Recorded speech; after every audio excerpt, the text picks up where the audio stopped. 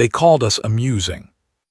Not dangerous, not threatening, amusing, like a child who picks up a sharp stick and waves it around without understanding what it could do.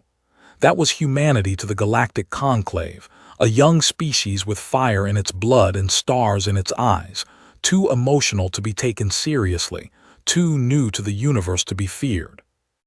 My name is Dara Vasquez. I am 61 years old.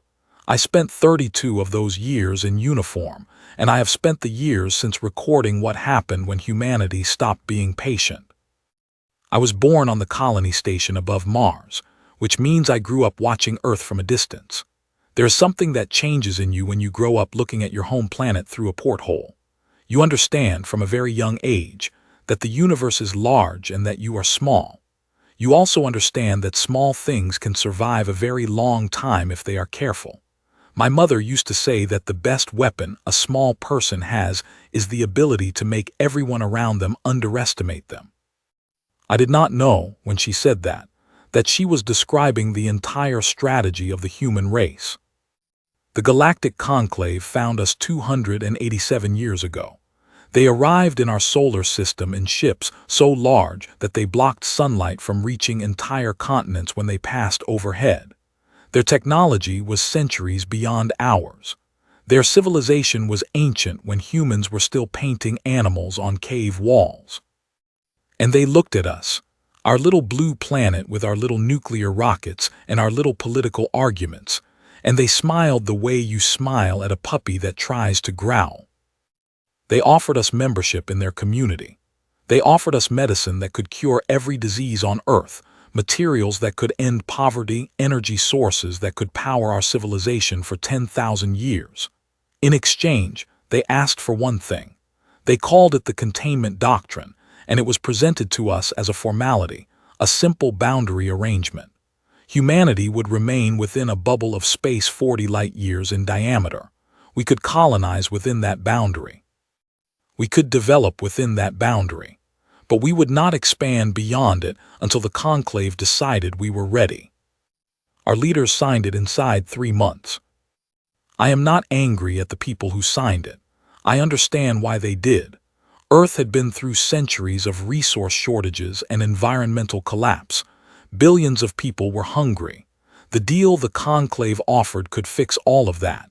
Saying no would have been very hard to explain to a child who had not eaten that day. But there were people even then who read the fine print, who noticed that the doctrine had no end date, no criteria for readiness, no appeal process. It was not a temporary arrangement. It was a cage with a very comfortable interior, and the species that put us in it never intended for the door to open. I was 17 years old and sitting in a classroom on the Mars station when I first heard the name of the Zeth hegemony. Our teacher pulled up a star map and pointed to a cluster of systems just beyond our 40 light-year boundary. She told us that the Zeth were a member species of the Conclave, that they were known for aggressive territorial expansion, and that several other species had filed formal complaints about their behavior. The Conclave had responded with letters. The Conclave, I would learn, was very good at letters. I joined the Earth Defense Corps at 19. By that point, the human military was largely ceremonial. We had ships, yes. We had training programs and uniforms and medals and traditions that went back centuries. But our actual capacity for interstellar conflict had been quietly downgraded over the decades following the containment doctrine. Why would we need a real military? The Conclave kept the peace. The Conclave handled threats. We were protected. What nobody said out loud, but what every soldier in every barracks understood, was that the Conclave did not protect us out of kindness. They contained us out of caution. There is a difference, and it matters. During my early years of service, the thing soldiers whispered about most was not the Zeth, though we all knew about the raids by then. Small colony ships going dark near the boundary edge. Supply vessels found drifting without crews. The Conclave's official position was that these incidents were under investigation. Their unofficial position was that humans should stay well inside the boundary and stop sending ships so close to the edge. What soldiers whispered about was something else, a program, A project so classified that it did not have a name in any file that any ordinary soldier could access. You would hear things in mess halls, in the spaces between assignments, in the long, quiet hours of night watch. Someone's cousin had been recruited for something and never came back to regular service. Someone's commanding officer had disappeared into a reassignment that led nowhere traceable. There was a ghost in the machine of the human military, and nobody who knew what it was would say so out loud. We called it the Vault because someone had to call it something. For 11 years I served, transferred, trained, and watched the Zeth raids get worse, and the Conclave's letters get longer and more carefully worded and less useful. I watched colony families buried in memorial services that the Conclave attended out of diplomatic courtesy, saying the right things with the right expressions while doing exactly nothing. I watched our political leaders press for action and receive summits. I attended 2 of those summits as a security escort. The food was excellent. The results were not. Then came the Constance. The ESV Constance was a civilian colony transport. 4,212 people on board, mostly families. Teachers, farmers, medical workers, children. It was traveling from our outer colony at Kepler Station toward a new settlement at the edge of our authorized zone. It never arrived.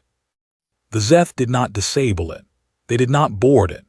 There were no survivors to interview, no escape pods recovered. The Constance simply stopped transmitting, and when a search vessel reached its last known location, they found debris spread across 6,000 kilometers of empty space. I was 31 years old. I had been in uniform for 12 years. I had watched raids and memorials and letters and summits and negotiations and hearings and statements of deep concern.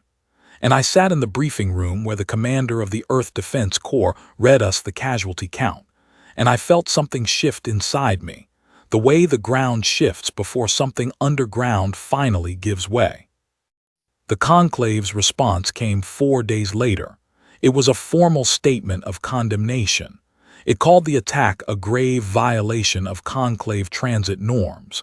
It announced a review committee. It expressed profound sympathy to the families of those lost. The committee had a projected timeline of 18 months. I remember the silence in that briefing room after the statement was read aloud. Not the silence of people who had nothing to say. The silence of people who had too much to say and were each, individually, deciding whether to say it. Our commanding officer, a tall, quiet man named Colonel Owen Harrow, folded the statement once, then again, then set it on the table in front of him. He looked at each of us in turn. He said nothing. He did not need to. 3 weeks after the loss of the Constance, I received a new assignment. The orders gave no posting location, no unit designation, no mission description. They simply told me to report to a transport bay at 400 and to tell no one where I was going. I did not know it at the time, but I was not the only one. 40 soldiers, drawn from every branch of the Earth Defense Corps, received the same orders that week. None of us knew each other. None of us knew where we were going. We were going to meet the thing that the human race had been quietly building, while the galaxy was busy being amused by us. We were going to meet the war gods. And the galaxy, which had laughed at us for nearly 3 centuries, was about to realize that patience is not the same as surrender, that silence is not the same as weakness, and that a species which survived 10,000 years of its own worst impulses before reaching the stars might just know a thing or two about how to fight. That was the last time anyone in the galaxy made the mistake of thinking our restraint was weakness. The transport had no windows. I noticed that immediately. Military transports usually have at least a few observation panels, narrow strips of reinforced composite that let you see where you are going, or at least confirm that you are still in space and not inside a very large, very expensive cargo container. This one had none. The walls were smooth. The lighting was steady and white, and the 39 other soldiers who sat in the passenger bay with me were all doing the same thing I was doing. which was sitting very still and saying very little. We had been in the air for 6 hours before anyone spoke. The person who broke the silence was a young man named Corporal Adam Price, 23 years old, fresh out of advanced tactical training, who looked at the sealed door at the front of the bay and said, quietly, "Does anyone else feel like they just signed up for something they do not entirely understand?" Several people laughed. It was the kind of laughter that does not mean something is funny. It means that something is nervous and needs to move. I had been watching the group since we boarded. Old habit. 32 years in uniform teaches you to read rooms, read people, read the particular weight of silence that settles over soldiers when they know something is coming, but do not know what shape it will take. What I saw in that transport bay was not fear. It was something more complicated. These were experienced soldiers, people who had served through raids and memorials, and the long grinding frustration of watching the conclave do nothing. They were not afraid of danger. They were afraid of hope, because hope, when it is disappointed, is much harder to carry than simple despair. The transport docked somewhere I did not recognize. No announcements. The door simply opened, and a woman in civilian clothes stepped through and told us to follow her. What I saw on the other side of that door is something I have described in official testimony 3 times, and each time I struggled to make the scale of it real to the people listening. You have to understand that I had been inside military installations my entire adult life. I had seen orbital docks and underground command centers and training facilities carved into the hearts of asteroids. I thought I understood what large-scale military construction looked like. I was wrong. The facility was built inside a hollowed asteroid approximately 40 kilometers across. The outer shell had been left intact, which is why no sensor sweep had ever flagged it. From the outside, it looked like every other chunk of rock drifting in the outer belt. On the inside, it was a city. Docking bays large enough to hold ships I could not name. Workshop floors that stretched so far that the far walls were lost in the distance. Corridors lit with clean white light, busy with people in both military and civilian uniforms, all moving with the focused, quiet efficiency of people who have been working toward a single goal for a very long time. We walked for 20 minutes before we reached the chamber where the briefing took place. It was a large circular room, tiered like an old lecture theater, and when we took our seats, a woman walked to the center of the floor and looked up at us without any particular expression on her face. She was perhaps 60, gray-haired, with the posture of someone who had spent decades being the most prepared person in any room she walked into. Her name was Director Helen Marsh, and she was the head of a program that officially did not exist. She did not waste time. 81 years ago, she said, a small group of military strategists and cognitive scientists sat in a room not unlike this one and asked a question that nobody else in the human government was willing to ask. The question was this: if the containment doctrine ever fails, if the conclave proves unwilling or unable to protect human interests, what would it take for humanity to defend itself against species that have centuries of technological advantage over us? Nobody moved. The answer they reached was not more ships. More ships can be built by anyone with sufficient resources. The answer was not better weapons. Better weapons can be copied and countered. The answer was judgment. Specifically, the kind of judgment that comes from having absorbed every tactical lesson that the human race has ever learned, in every conflict across all of recorded history, and being able to apply that knowledge faster and more precisely than any individual commander ever could. She let that sit for a moment.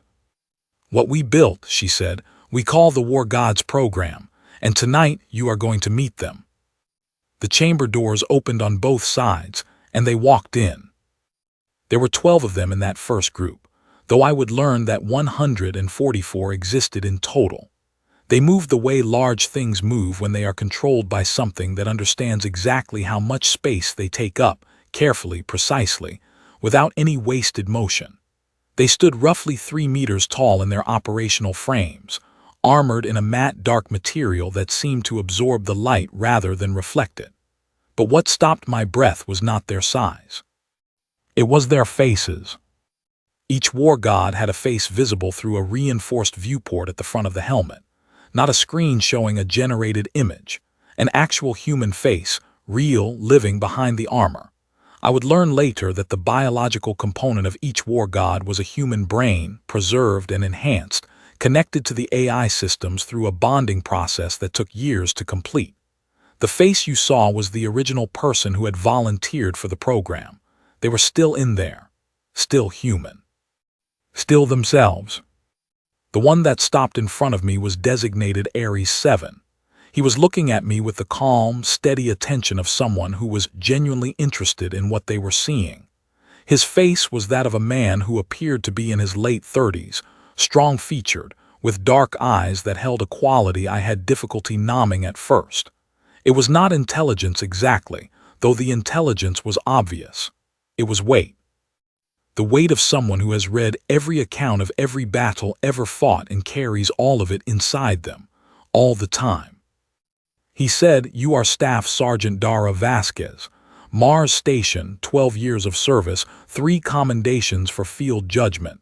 He paused. "The Constance families, did they receive any compensation from the Conclave Committee?" I said no. He was quiet for a moment. Then he said, "Good. Anger is cleaner than grief." Director Marsh had not been exaggerating about the scale of what had been built. Over the next 48 hours, we were given full access to the facility and to the records of the program. What I learned over those 2 days rearranged something fundamental in how I understood the human race. For 81 years in secret, in facilities scattered across the outer belt and beyond sensor range of any conclave monitoring station, humanity had been preparing. Not recklessly, not out of aggression, with the cold, methodical patience of a species that understood it might one day need to survive on its own and had decided to be ready when that day came. 14,000 warships had been constructed and were currently in holding positions in deep space, beyond any scan. The ships were not the brutish, overwhelming kind that you might expect from a civilization building toward war. They were precise, designed with the same philosophy as the war gods themselves, for targeted, controlled, overwhelming effect in specific scenarios.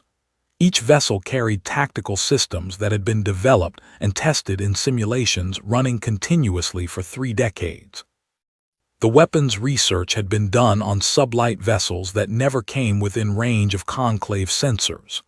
The materials science, the propulsion systems, the communication technology, all of it had been advanced independently, quietly, without asking permission, because asking permission would have meant admitting what we were doing, and what we were doing was surviving. There were 44 war gods assigned to strategic command. 40 were assigned to direct tactical operations. The remaining 60 served in roles I did not fully understand at the time: advisory positions, logistics optimization, intelligence processing. All 144 were conscious, fully aware, each carrying within them a version of every war ever documented in human history, every strategy, every failure, every hard lesson purchased at enormous cost by someone who died so that the lesson could be learned. On the 3rd day, Director Marsh brought the 40 of us together again. She told us that we had been selected not as soldiers in the traditional sense. We were to serve as witnesses and recorders. The war gods would conduct operations. We would document them officially for the Galactic Archive, because when this was over, the record would matter. How humanity fought would matter as much as whether humanity won. That was the moment I understood what made our approach different from every aggressive species that had come before us in this galaxy. We were not going to fight to conquer. We were not going to fight to punish. We were going to fight to be seen, clearly and accurately, by every watching eye in the galaxy. We were going to make sure that what we were was understood. Ares 7 and I had our first real conversation that evening. He had requested that I be assigned as his official witness, which I was told was unusual. War gods did not typically request specific personnel. I asked him why he had chosen me. He said, "Because when I told you that anger is cleaner than grief, you did not argue with me or tell me that was a concerning thing to say. You just nodded.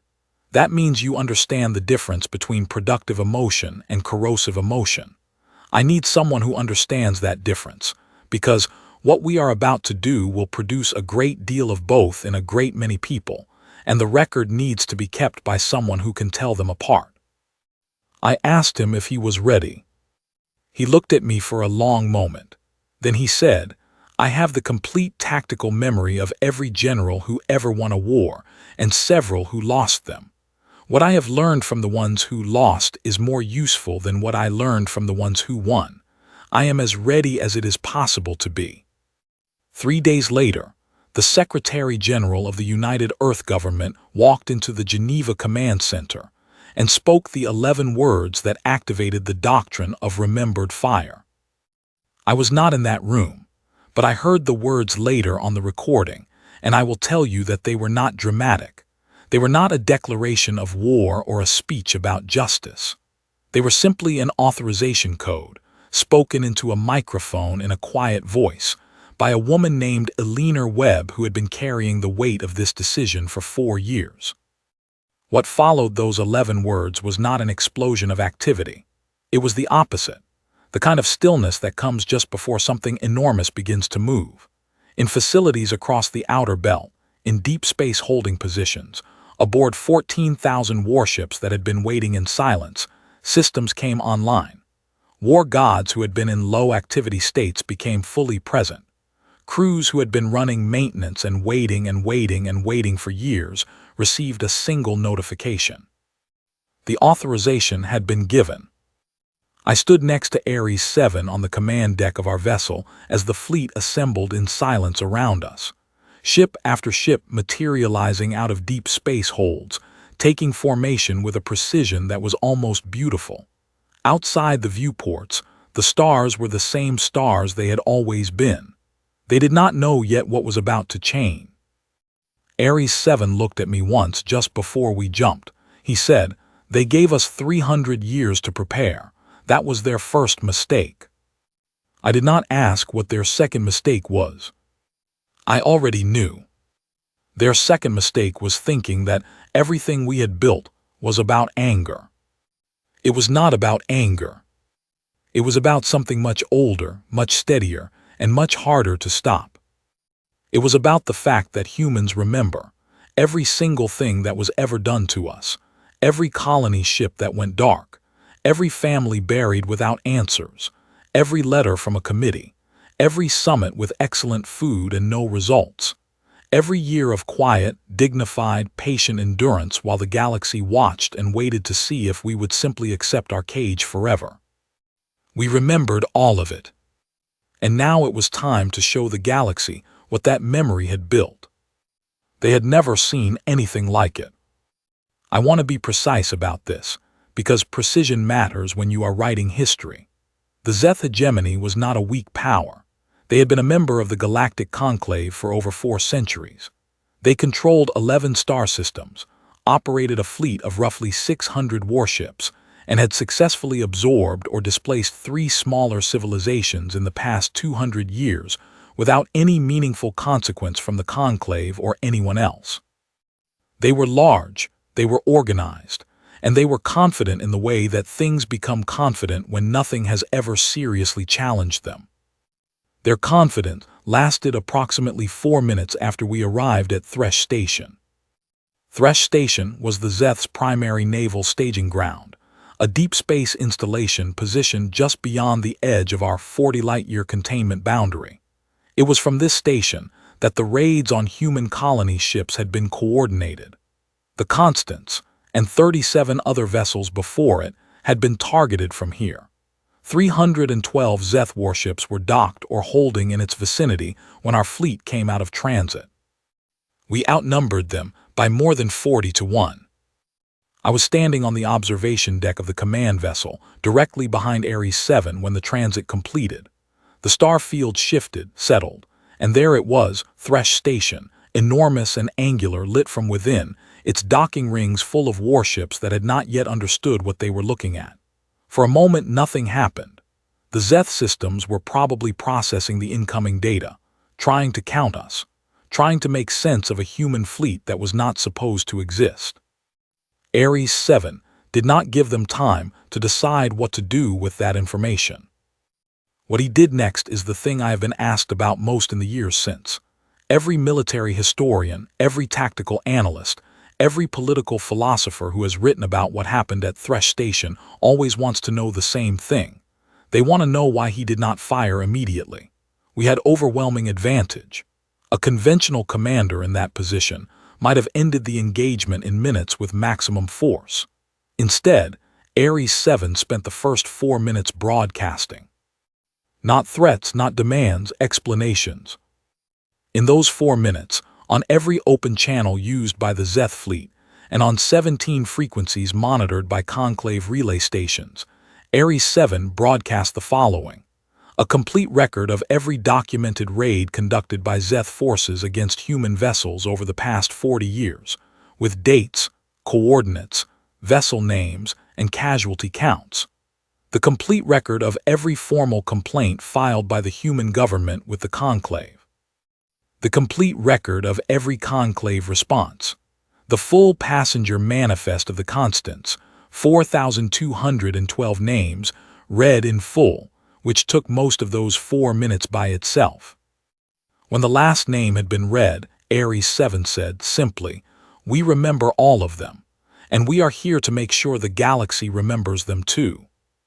Then he gave the order. I have to explain what happened next carefully because what happened next was what made everything after it possible. When Ares 7 said give the order, I assumed in the half-second before it happened that I was about to witness the destruction of Thresh Station and every ship around it. I was wrong. The order was not destruction. It was control. Every ship in our fleet moved simultaneously, a coordination that no human commander with conventional communication systems could have achieved, but that Ares 7 managed because he was processing tactical information from all 14,000 vessels simultaneously. They moved to block. They moved to surround. They created a perfect containment sphere around Thresh Station at a distance that made it impossible for the Zeth fleet to maneuver without entering our weapons' range, but they did not fire. The Zeth fleet tried to respond. Several warships attempted to break through the containment. What happened to those ships was not destruction. Each one was targeted by 3 of our vessels simultaneously, struck by weapons designed specifically for this purpose, precision systems that disabled propulsion and weapons without breaching the hull. The ships lost power. They drifted. Their crews were unharmed. Every ship that tried to fight, we disabled. Every ship that held position, we left alone. Within 40 minutes, 209 Zeth warships had been disabled and were drifting inside our containment sphere. The remaining 103 had not moved. The station itself had not been touched. Ares 7 then did something that I, watching from 3 meters away, did not anticipate. He identified the command vessel of the Zeth fleet admiral, a ship called the Vorath, and instead of disabling it, he began hurting it. Using 3 of our vessels as a kind of slow, patient pressure, he guided the Vorath through the drifting wreckage of its own fleet, pushing it gently but irresistibly toward a specific position. A position, I realized after a moment, that placed it in direct broadcast alignment with the largest Conclave relay station in the sector. The Vorath could not jump without going through our ships. It could not fire without being disabled. And it was positioned perfectly so that every transmission it made would be received in real time by a Conclave monitoring station that served 14 member civilizations. Ares 7 then opened a direct channel to the Vorath. He said, "Your fleet is contained. Your crews are safe. No lives have been taken. You will now transmit a full account of Zeth military operations against human vessels over the past 40 years, including command authorizations, operational orders, and mission logs. You will transmit on open channel, on all frequencies monitored by Conclave relay stations. You will begin in 60 seconds. There was a pause. The Zeth Admiral's response came after 20 seconds.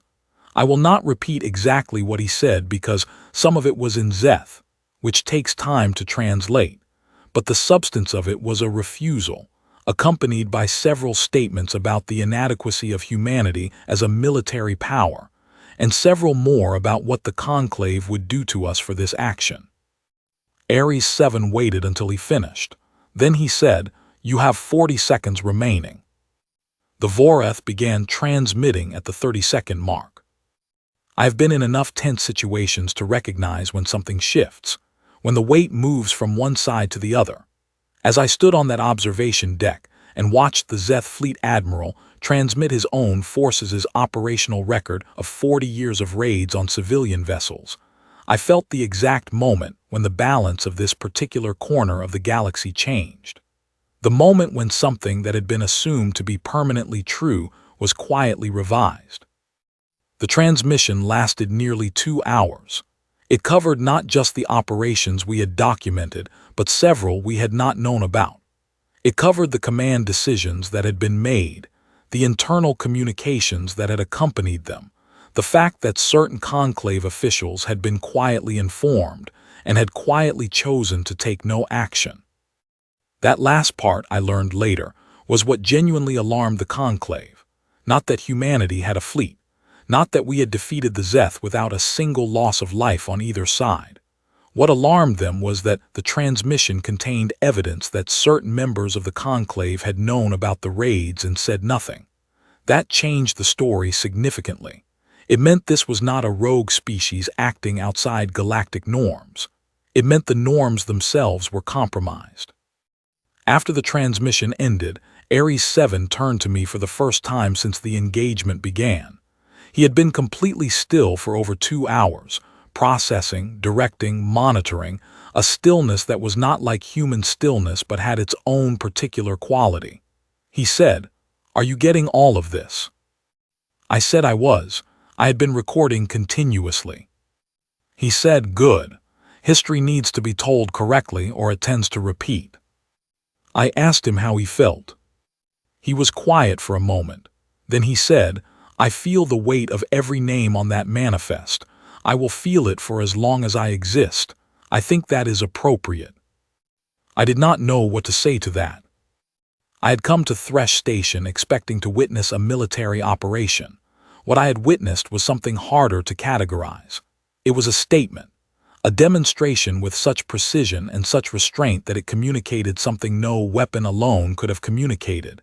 We were not here to conquer. We were not here to punish in the way that produces more cycles of punishment. We were here to be seen for what we were, with complete clarity by everyone watching. And everyone was watching.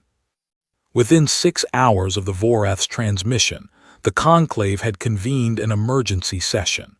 Within 12 hours, 3 member species had publicly withdrawn their endorsement of the containment doctrine. The Zeth hegemony had gone completely silent on all diplomatic channels. An envoy ship appeared at the edge of our 40-light-year boundary 2 days after the engagement. It was a Conclave vessel, one of the large diplomatic ships that had attended the memorials and eaten the excellent food at the summits. It stopped at the boundary line and transmitted a single message requesting communication. Then it waited. It did not advance. It occurred to me, watching the sensor readout showing that motionless ship sitting at our boundary, that this was the first time in the 287 years since the Conclave had found us that one of their vessels had waited for permission to enter our space, rather than simply declaring the terms under which they would interact with us. Small thing, enormous thing. Ares 7 noticed me looking at the readout. He said, "They are deciding how to talk to something they do not have a category for." I asked what he meant. He said, "They have categories for primitive species. They have categories for dangerous species. They have categories for species that are powerful but manageable. They do not have a category for a species that built something like this and chose, at the moment of maximum advantage, to preserve every life on the other side. That does not fit any model they have. That is not how power has ever behaved in this galaxy, and they do not know what to do with something that behaves in a way they cannot predict from experience. I thought about that for a long time. I thought about every military culture humanity had ever produced, every general who had ever written about restraint as a form of strength, every tradition that held that how you fought revealed who you were, every hard lesson from our own history about the difference between winning a battle and winning what came after. The Conclave had spent 3 centuries afraid of what humans would do when pushed too far. They had built their entire policy toward us around that fear. And what we had done, at the moment of maximum push, was disable ships instead of destroying them, broadcast evidence instead of making threats, and stand at the boundary of overwhelming force and deliberately, consciously, choose not to use all of it. That was what they did not have a category for. Not because it was gentle, because it was controlled. Because control, exercised at that scale, by something that had been given every reason to be otherwise, implied a depth of self-understanding that the Conclave had never considered us capable of. I wrote in my field record that night. They had expected monsters. What terrified them more was that we sent something that knew exactly how much force to use and had the discipline not to use more. I still believe that is the most accurate summary of what happened at Thresh Station, but it took me many more weeks to understand that the most significant part of this story was not the battle. It was not the broadcast. It was not even the fleet. The most significant part was what I was about to learn about the beings who had fought it. There is a kind of quiet that settles over a ship when the action is over and the outcome is clear, but the consequences have not yet arrived. It is not a comfortable quiet. It is the quiet of a held breath, of people waiting to see what the world looks like now that something has changed in it permanently. I was spending most of my time on the command deck, not because I was required to be there, but because that was where Ares 7 was, and my assignment was to document him, and also, if I am honest, because I found that being near him helped me think. He had a quality that was difficult to describe. When you stood near something that carried the full weight of human history inside it and had just chosen, at the moment of greatest power, to be merciful, you felt the significance of that choice in a way that changed how you looked at everything else. We had been in holding position for 9 days. The Zeth disarmament was proceeding. The Conclave envoy ship was still sitting at our boundary, waiting. Diplomatic communications were being handled by Earth's political teams, not by the military. We were, in the language of operational orders, in a standby phase. What that meant in practice was that, for the first time in years, Ares 7 had something approaching unstructured time. The first thing he did with it surprised me. He asked if he could read my personal field journal. I said it was not particularly interesting. He said, "You write in it every day. That means you are processing something. I would like to know what." I gave him access. He read the entire journal in approximately 4 minutes, which is not as unsettling as it sounds once you understand how his mind processes text. He was quiet for a while after. Then he said, "You described the Conclave envoy as waiting for permission. That is not the word they would use for what they are doing." I asked what word they would use. He said, "Recalibrating. They are not waiting for permission. They are revising their entire model of what humans are and what that means for every decision they have made about us for 2 centuries. That takes time. It should take time. Rushing that process would be a mistake." I wrote that down. That night we talked for a long time, and I learned things about the War Gods program that I had not been told in the official briefing. Not secrets exactly, more like the parts of the truth that are too complicated to include in a briefing, but that matter when you are trying to understand what you are dealing with. The bonding process, the integration of human mind and AI system, took on average 6 years. The volunteers who entered the program knew they were not coming out unchanged. What they did not fully know in advance was how complete the change would be. The tactical AI systems that bonded with them did not replace their personalities. They expanded them. Each war god retained everything of the person they had been: their memories, their values, their emotional responses, and added to that foundation the complete accumulated tactical knowledge of human military history. What that meant in practice was that Ares 7 simultaneously contained the young man he had been before the process, a person named Owen. I learned this quietly and felt I should keep it carefully, and something much larger. He remembered his childhood. He remembered his first day in the program. He also remembered Gettysburg, the Somme, Thermopylae, every campaign ever documented in human records, not as history he had studied, but as experience he had integrated.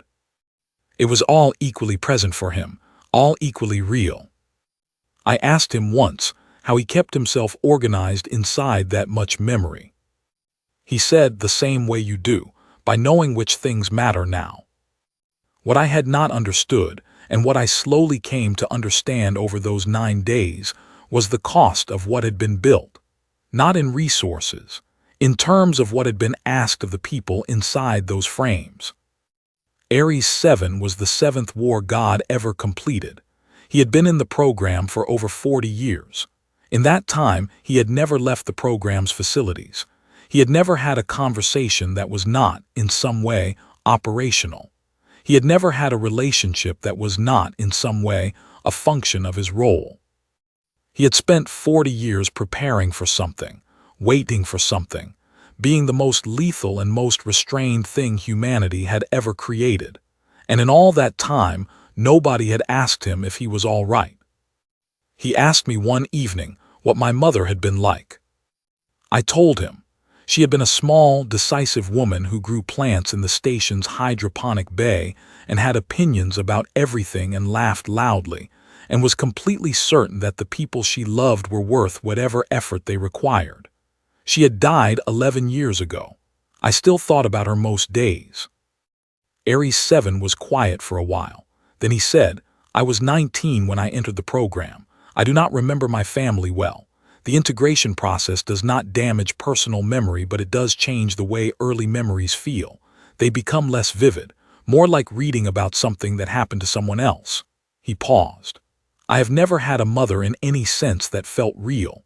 I wanted you to know that I understand intellectually what that relationship is. I have read 10,000 accounts of it, but I would like to know what it actually felt like to have one. I do not think I have ever been more aware of the complexity of what we had built than I was in that moment.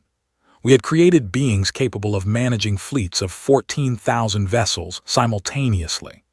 Beings whose tactical judgment was so fine that they could disable 300 ships without a single crew fatality. Beings who understood the full sweep of human history and could apply it in real time to problems that had never existed before. And we had not thought carefully enough about what it was like to be those beings. On the 6th day of the standby phase, something happened that I did not witness directly, but that was recorded, and that I read in the official after-action log that evening. One of the other war gods, Themis 3, had been assigned to oversee a patrol operation along the boundary edge. Her patrol had identified a conclave vessel that appeared to be a medical support ship, moving slowly along a course that brought it near the position of a group of Zeth civilian evacuation vessels that had left Thresh Station during the standby period. Themis 3 had been operating under an active strike authorization for any conclave or Zeth vessels that crossed a defined boundary perimeter.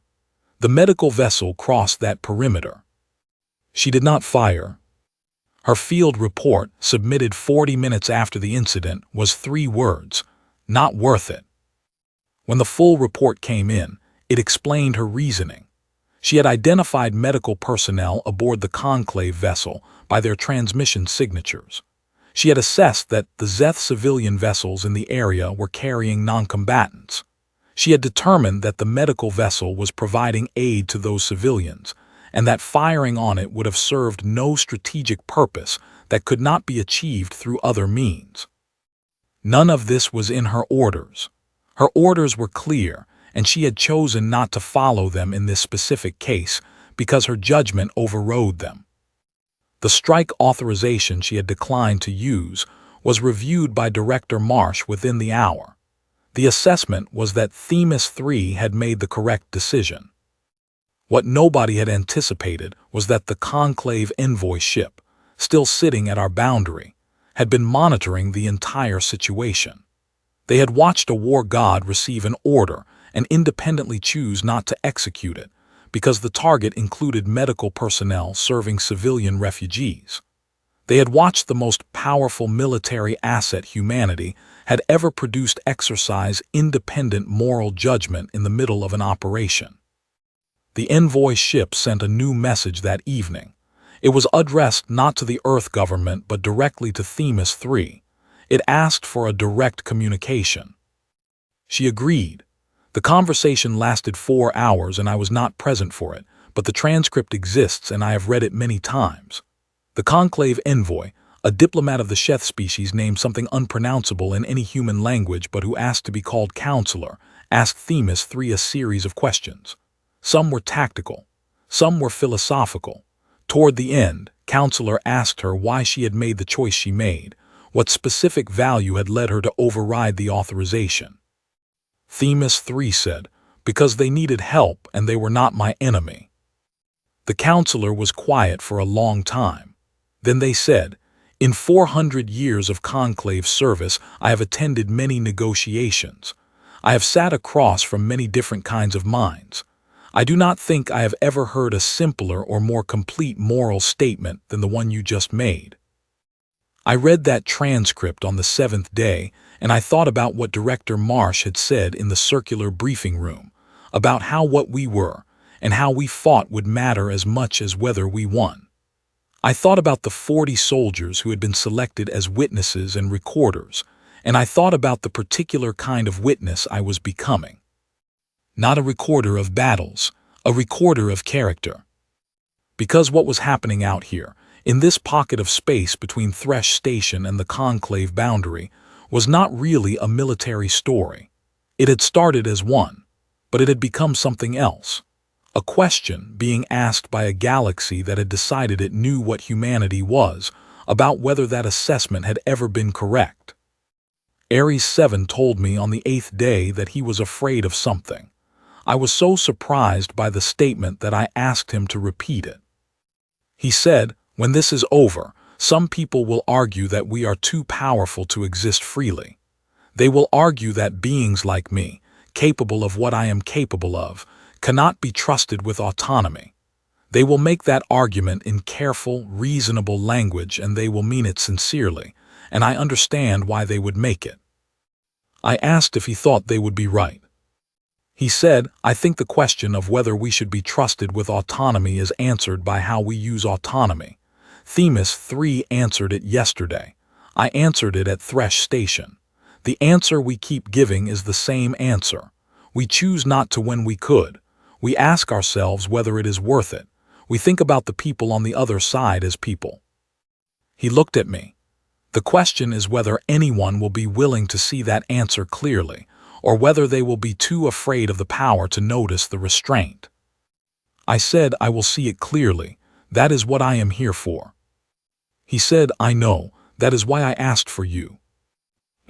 That evening I began writing something I had not been authorized to write. I called it a personal letter. It was addressed to the United Nations Advocacy Board. It was a case for the formal recognition of war god personhood, written by a field soldier in an active standby operation, which was absolutely against regulations. I submitted it anyway. The 8th day ended with Ares 7 reading my letter and not saying anything for a very long time. Then he said, you spelled my designation wrong in the 2nd paragraph. I said I would fix it. He said, thank you, Dara. It was the first time he had used my name without my rank attached to it. I think that was the moment I fully understood what we had made, not what it could do, what it was, and what it deserved. The conclave chamber where the full session convened was the oldest continuously operating diplomatic space in the known galaxy. 700 meters across, tiered in concentric rings, its walls covered in the recorded scripts of 43 civilizations, including 3 that no longer existed. The lighting came from sources I was not able to identify, a soft, even glow that made every face in the room look equally exposed. There was no shadow anywhere in that room. It had been designed that way, a place where nothing could be hidden. I had never been inside it before. Nobody from Earth had officially. The conclave sessions were conducted between member species and humans were not members. We were a managed territory, a ward, a project. That was about to change. The full session had been called for the first time in 900 years. 900 years was the last time every seat in that chamber had been filled, the last time every member species had considered the state of the galaxy important enough to send their highest representatives in person. I did not know what had happened 900 years ago. It had been before humanity reached space. But whatever it was, it had apparently left a mark, because the representatives entering the chamber moved with the deliberate gravity of people who understood that what happened in this room would be discussed for centuries. Our delegation entered from the East Corridor. 11 humans in civilian diplomatic clothes, flanked by 6 humans in military uniform, and behind them, walking in measured single file, 12 war gods. I was the 12th person in uniform. I had been told my role was purely documentary. I had my recording equipment. I had my field journal. I had the complete testimony I had been compiling since Geneva, 63 days of witness, now formally bound as the official record for the Galactic Archive. What I also had, tucked inside the formal record as an unauthorized appendix, was something else. Something that had been added 3 days before we arrived here, after a 4-hour conversation between myself, Director Marsh, and Ares 7 that had ended with Director Marsh sitting very still for a long time before saying, quietly, "This has never been done before." Ares 7 had said, "Most things worth doing have never been done before." The session opened with procedural formalities that took 40 minutes, and which I will not describe in detail because they are not the interesting part. The interesting part is what happened when the formalities ended and the representative of the Sheth Conclave, not counselor, but a being of considerable age and evident authority named only as the first voice, stood and addressed the assembled chamber. The first voice said, "We are gathered in extraordinary session to address circumstances that have no precedent in conclave history. The human species, designated a containment ward under the doctrine of the 31st cycle, has demonstrated military capabilities that exceed the parameters under which the containment doctrine was implemented. We are further required to address evidence presented in transmission by Zeth Naval Command, which implicates specific conclave member representatives in prior knowledge of operations against human civilian vessels." The silence in that chamber was enormous. "We are also required," the first voice continued, "to address a formal communication received by this body from the government of Earth, requesting consideration of a matter that falls outside existing conclave procedural categories." That last statement caused movement in the chamber for the first time, murmuring between representatives, a rustling of whatever passes for unease in beings who have spent centuries learning to be diplomatically still. Our lead diplomat, a woman named Eleanor Holt who had spent 20 years preparing for exactly this moment, stood and delivered the human government's formal statement. It covered the history of the containment doctrine, the raids, the failures of the review process, the military response, the results at Thresh Station.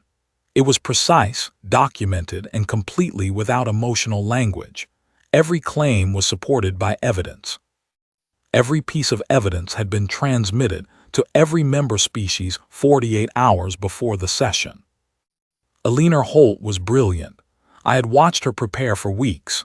But the chamber shifted, I felt it, in the way rooms shift when something changes the nature of the conversation, when she finished and sat down. Because then I stood up. I was not supposed to do what I did next. My role was documentary. Witnesses do not address conclave sessions. But Director Marsh, when I had asked her permission, had given me a very long look and then said, "The record includes your testimony. If you choose to deliver it personally, that is a decision within your mandate as official witness." I delivered it personally. I read the official record. I read the dates, the coordinates, the vessel names, the casualty counts. I read the names of the Constance passengers, not all 4,212. There was not time for that. I read 100 of them. The children first. Their names were short and easy to say, and each one landed in that ancient chamber like a stone dropped into still water. By the time I finished, the chamber was the quietest I had ever experienced any space be. Then I said, "The official record ends here, but this record has an appendix. It is the account of the military campaign that followed the activation of the doctrine of remembered fire, as described by the being who conducted it.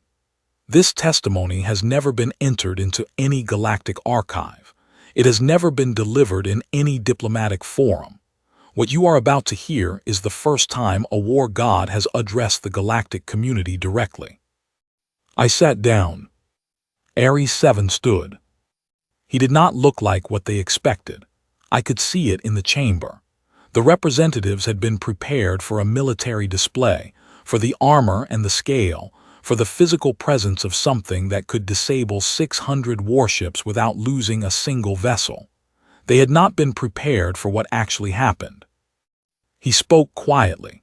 He spoke the way a person speaks when they have thought about what they want to say for a very long time and finally have the right room in which to say it. He said, "My name is Ares 7. I am the 7th completed iteration of the Human War Gods program. I am also, beneath the designation, a person named Owen. I was 19 years old when I entered the program. I am now 61 years old in continuous experience, though my biological processes have been significantly altered. I remember everything about both of those people." The chamber was absolutely still. "I want to tell you something about Thresh Station," he said. "That is not in the official military record. When I gave the order to begin the containment operation, I had 312 tactical options available to me for achieving strategic success. I ran probability assessments on all 312 in the 12 seconds before the first move was made.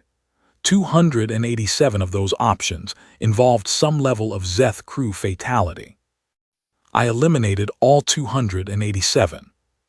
He paused, not because I was ordered to, because they were people who had been placed in those ships by a command structure that had made decisions they had no part in making.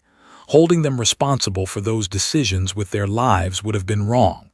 So I chose an option that was harder to execute and took longer and required more precision, because the harder option was the right one. I watched the chamber. I watched 900 years of diplomatic experience sitting in those tiered rings. I watched beings who had seen civilizations rise and fall trying to process what they were hearing. "I am not asking you to be afraid of us," Ares 7 said. "You already are, I understand why. What I am asking is harder than that. I am asking you to see us clearly, to see what we built, and to ask yourselves why we built it the way we built it, why every weapon in our arsenal was designed to control rather than destroy, why the first thing we broadcast at Thresh Station was not a threat but a list of names, why being capable of conducting that operation stopped, in the middle of it, to ask a field soldier whether the families of the lost had received any support." He looked slowly around the chamber. "We are not asking to be trusted blindly. We are asking to be judged by what we have done and what we have chosen not to do. And on that basis, we are asking this body for something that has never been asked before." He said it simply, without drama. A request for a seat at the table, not for humanity alone, for the war gods as a recognized category of being in their own right, for acknowledgement that the minds inside those frames were not weapons and had never been weapons. They were people. People who had made an enormous sacrifice in service of a species that now had the responsibility to acknowledge what they were. The chamber held its silence for 11 minutes. I know because I counted. The vote was 9-3. We walked out of the conclave chamber at sunset, which on this particular world was a long, gradual event involving 4 different colors of sky appearing in sequence from east to west. I had never seen a sunset on an alien world before. It was extraordinary. Ares 7 walked beside me. He was not in his operational frame. For the session, he had worn a different configuration, still armored but more like a very large person than like a weapon. He looked out at the sky and was quiet for a while. I asked him what he was thinking about. He said, I was thinking about Owen, about what he wanted when he was 19. He wanted to do something that mattered. He wanted to be part of something larger than himself. He wanted to leave the universe slightly better arranged than he found it. I said, did he? Ares 7 looked at the sky. I think so, I hope so. We stood there for a while, the two of us, while the alien sunset moved through its colors. Around us, the rest of the delegation was processing the day in their own ways. Directors and diplomats and soldiers and 12 extraordinary beings who had just been told, for the first time officially by the oldest governing body in the known galaxy, that they were real, that they existed, that they counted. I asked Ares 7 if he could still name every battle ever fought under every star. He said he could. I asked if it was still lonely. He was quiet for a moment, then he said, less so now. I wrote that down. I have been writing things down my whole life. Receipts of what happened, what was said, what was chosen. I believe in the record. I believe that history remembered accurately is the closest thing we have to a guarantee that the worst of it does not simply happen again without warning. Here is what the record shows. Humanity spent 3 centuries being managed by a galaxy that decided what we were before it knew us. We bore that with more patience than anyone in that conclave chamber had ever credited us for. When the patience ended, we did not unleash chaos. We sent the most precise, the most restrained, the most morally careful military force that any species in that galaxy had ever assembled. We won without destroying. We demonstrated without massacring. We chose the harder option every time because the harder option was the right one. And when we stood in that ancient chamber, we did not ask the galaxy to fear us. We asked it to see us. The galaxy fell silent because it did not have words yet for what it was looking at. For a civilization that had learned, through 10,000 years of its own painful history, that how you fight is who you are. That what you choose not to do defines you as much as what you choose to do. That power is not the absence of restraint. Power without restraint is just damage. What we had built in those 81 years of secret preparation was something rarer and harder. Power with memory, power with judgment, power with the persistent, stubborn, deeply human insistence on asking before every action whether it was worth it. The galaxy fell silent because it did not have a category for that. We gave it one. My name is Dara Vasquez. I was 61 years old when I stood in the oldest diplomatic chamber in the known galaxy and read the names of 100 children from a passenger manifest. I am 73 now, and I am still writing things down, still keeping the record, still believing that accuracy is a form of respect for everyone the record is about. Ares 7, Owen, has a seat at the conclave now. All 144 war gods do. They attend the sessions. They vote. They ask the questions that nobody else thinks to ask because they remember everything that happened the last time those questions were not asked. The Zeth hegemony restructured their government.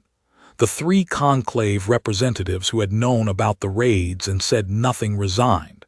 The containment doctrine was formally dissolved in the 2nd year after the session. Humanity expanded into the stars. Not as conquerors, we had no interest in that. as people who had waited long enough and prepared carefully enough, and cared enough about how they did things to do them the right way when the moment finally came. The galaxy fell silent when we awakened our war gods. But it was not the silence of fear, not entirely. It was the silence of something ancient and weary finally realizing, after all this time, that it was not alone in caring about what happened next.